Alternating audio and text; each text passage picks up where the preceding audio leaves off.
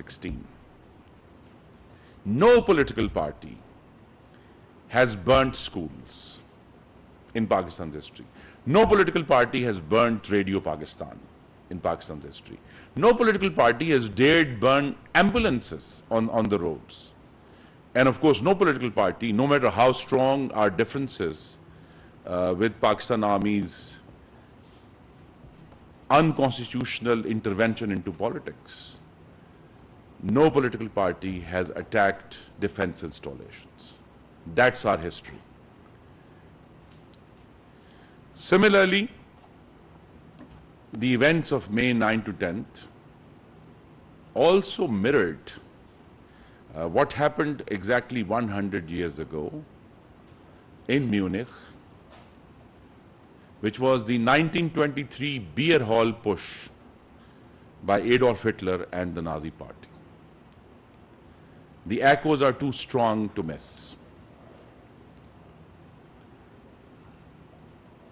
And why these events happened this year is because 9 years ago, Mr. Khan and his followers got away with an armed attack on this very building we are sitting in. During the 2014 sit-in that they staged, they attacked and took over Pakistan Television headquarters. They took down the fence of Parliament House. They attacked the gate of President House and Prime Minister's House. And they assaulted hundreds of Islamabad policemen. But they got away with it. And I will tell you how they got away with it. And because they got away with it, they attacked this capital city again, and it was an armed assault in October 2016. And both times it was Pakistan Muslim League ends government led by Prime Minister Nawaz Sharif in office.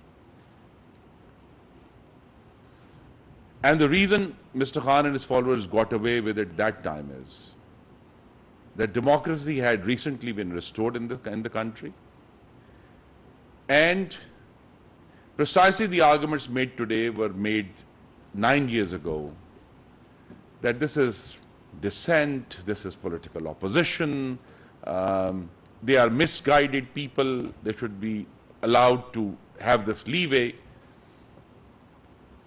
So under the rubric of democratic dissent and protest, they got away with it. 9 years down the line, this multi-party government led by Prime Minister Shehbaz Sharif is not repeating that mistake. Democracies around the world have reacted, continue to react to riots and insurrections through casting a wide net first and then separating the instigators from the others. But nowhere in the world does a claim to political protest justify violence, arson and wanton destruction against military and civilian installations. We will deal with this insurrection according to law, and it will be very clear that no new legislation or amendment to legislation is under consideration. No new courts are being created. The insurrectionists of May 9th and 10th will be prosecuted under existing laws on Pakistan's statute books. These are laws that were there and used in the previous government also, led by Prime Minister Imran Khan during 2018 and 22. And as the Prime Minister said in Parliament yesterday, those who attacked civilian installations will be prosecuted under the Anti-Terrorism Act 1997 and the Pakistan Penal Code. And those who attacked military installations will be prosecuted under the Army Act 1952, which has a provision for doing so. I also want to emphasize that the parties that constitute the current federal government obtained more than 2/3 of the votes that were polled in the July 2018 general election. We represent all 4 provinces in the federal government at the moment, and we also represent an overwhelming majority, more than 2/3, of Pakistanis who voted in 2018. We expect that Parliament will provide full funding for the general election and its security in its upcoming federal budget due in June. And Parliament will complete its term in mid-August 2023, and elections will be held on schedule this autumn. Prime Minister Shehbaz Sharif's broad-based government is committed to fundamental rights of all Pakistanis, but we are committed equally to the rights of the victims as well of the perpetrators. And Pakistan's courts are fully functional. Fundamental rights are extant. So we are going to deal with this insurrection strictly according to laws of the land. Thank you very much. Any question? Voice of America. A whole bunch of questions actually. Okay. So the first thing you've said, this is an insurrection, but people are being picked up just across the board, and that includes journalists, that includes people who were just present to see what happened that night, and these are people who are being picked up in the middle of the night, not even fully clothed, and they're being dragged out of their beds. Journalists are worried they're under this threat that because they were present on any location that day because of geofencing, they are going to be dragged out if they haven't already been dragged out yet. Human rights groups are also decrying and calling this a violation of human rights. How do you defend the strategy that the government has taken and the establishment has taken to deal with the protests? And then I have another question. Okay. The issue is that at the moment we are relying on the video evidence that exists. And that's why I said the way to deal with a large-scale insurrection is that a net is cast widely, and then as people are found to not have anything to do with the insurrection, or they weren't the instigators, or they didn't break anything, or didn't attack anyone, they will be very speedily let go. And as I said, the courts are very much there. We do want to protect, of course, the freedom of expression, and I'm delighted to note that during this government's term that began, a very short term, began in April 2022, no journalist has been shot in Islamabad like they did a while ago. No one has been picked up, no one has been beaten in their houses.